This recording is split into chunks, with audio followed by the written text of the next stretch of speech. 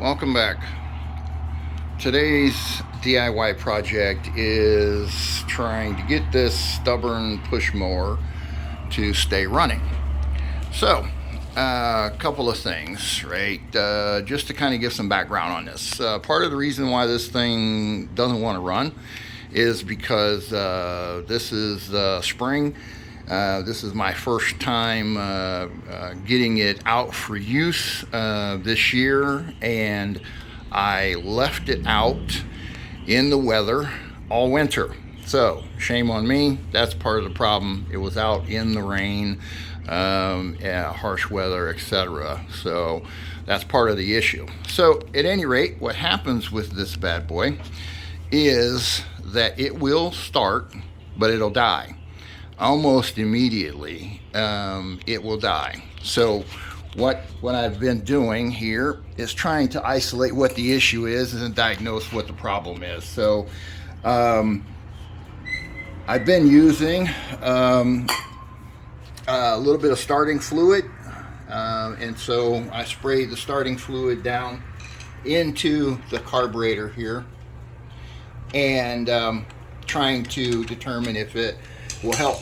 So I hit it with a little bit of starting fluid. It only takes, a couple of squirts, maybe 2 seconds worth of spray, right directly down the carburetor. Now, a couple of things you need to remember when it comes to small engines. This is a fairly simple Briggs and Stratton small engine, and for pretty much any gasoline engine, you need a few things in order to make it run, right? So there's 4 things. You need compression, which most of the time you have. That's usually not that big of an issue. So you've got compression, you have to have fuel, you have to have spark, and you have to have all 3 of those things at the right time.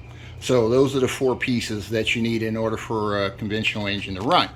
In this particular case, I kind of ruled out, since this was running last year, I ruled out compression as an issue. I did check the spark. Spark was good, nice and hot.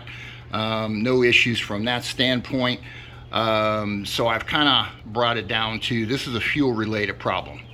So I sprayed the starting fluid in, give it a couple of seconds, yanked on the pull start, and it'll start. And it starts just long enough for it to burn off the starting fluid that's in the carburetor, and then it dies. So it appears to be a lack of fuel issue, and so that's where I'm starting at on this thing, and we'll get a little bit further into it and figure out exactly what's going on. The goal, obviously, is to have this thing running by the time we're all finished. Another thing to note is that in the process of trying to start this, I ended up breaking the pull start handle. So now I've got to go and replace that, or put it back together. At least from what I can tell, it's not frayed. It's still long enough.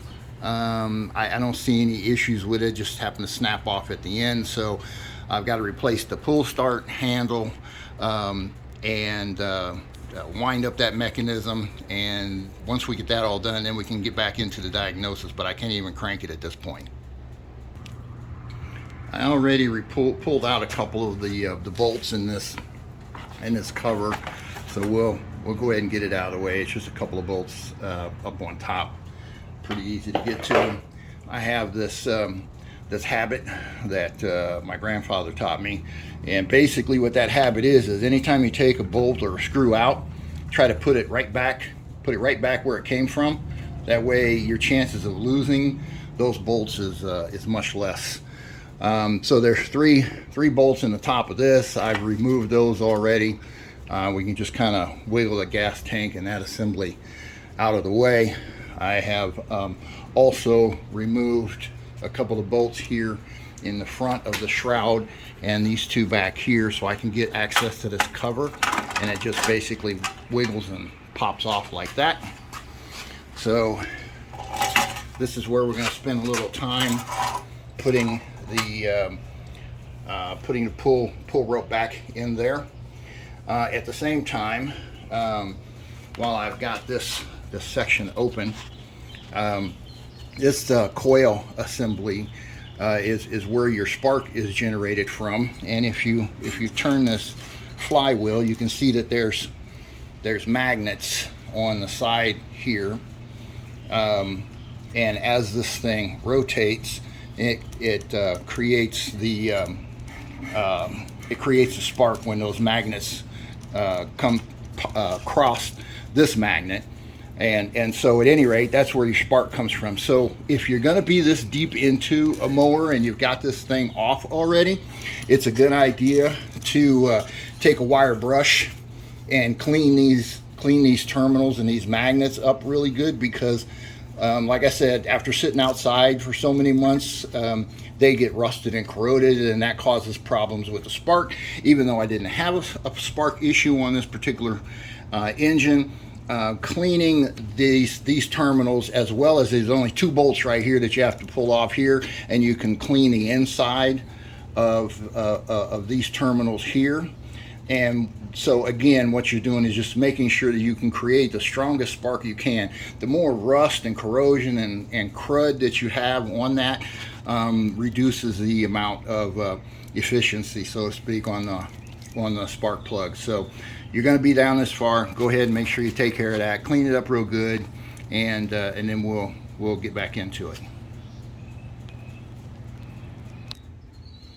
Okay, we're ready to start on winding this up and trying to get this rope back in. Now, I guess there's several ways of doing this. I'm going to try it without having to do any additional disassembly. There are rivets in the top of this, in these locations here. You can drill out the rivets. What it looks like on this side, right? This is the rivet. You can drill out these rivets and take this piece off, which I've seen people do. It does make it easier to access the rope. You just have to deal with, putting the rivets back in, or bolts or screws, whatever it is that you decide to do to reattach it, because these rivets are not reusable. But that's one way of doing it. Anyway, what we're going to do here is this is the mechanism that has the spring. The spring is down under here, and that's basically what we're going to do. Is we're going to wind this thing and the opposite direction of the spring, to give it its recoil, so that it'll pull the rope back in. So that will be the intent of tightening this up and getting the spring where it needs to be, so that we can go ahead and put the rope in. Now, I don't know if you're familiar with how these things work, but essentially what happens is, this is about centrifugal force, right? So when you pull the starter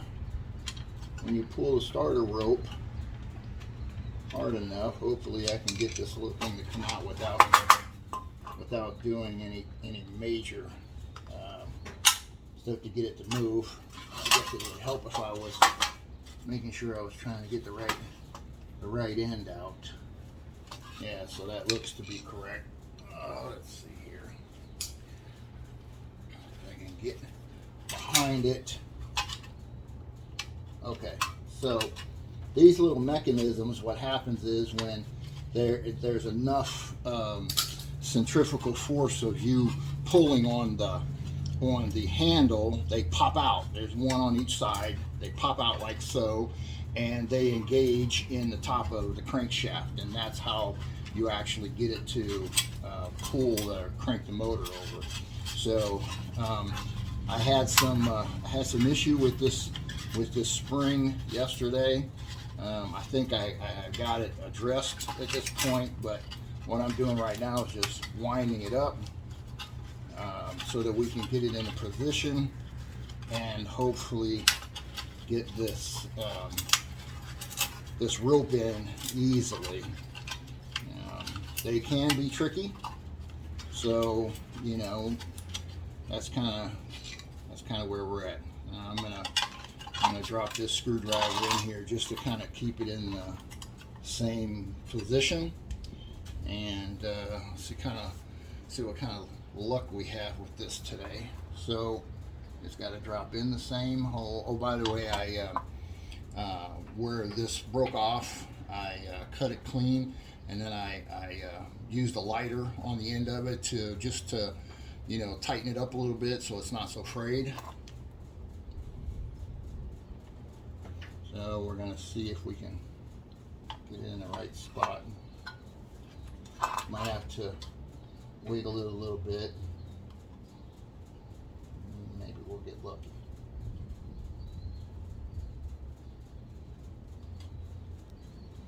It's very easy for this thing to get sidetracked, and then it's not in the right place. So, ha! Look at that. Might have got lucky on that one. All right.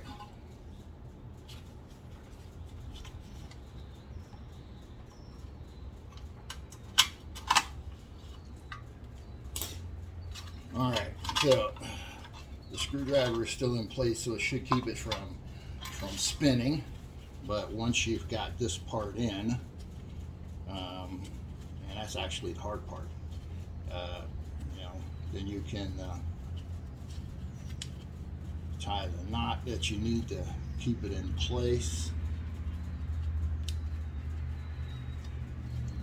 And it should be pretty much good to go. Like I said, you know, from what I could tell, this pull cord is still in pretty good shape.